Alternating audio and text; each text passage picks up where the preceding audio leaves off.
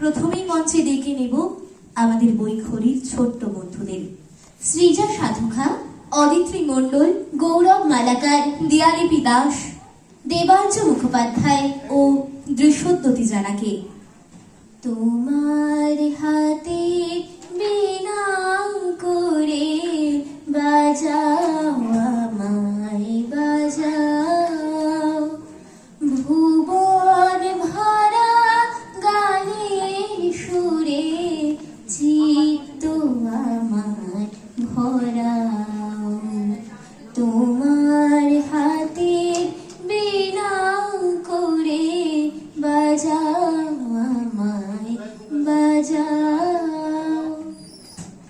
আজ বসন্ত পঞ্চমী, মা সরস্বতীর পুজো।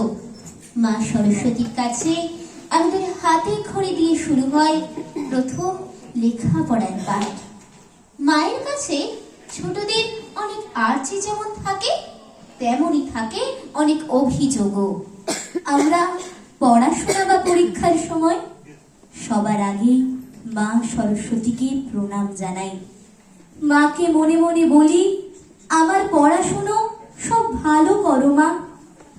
আমি তো মা সরস্বতীকে সবসময় বলি, আমার পড়াশোনা ভালো করো মা।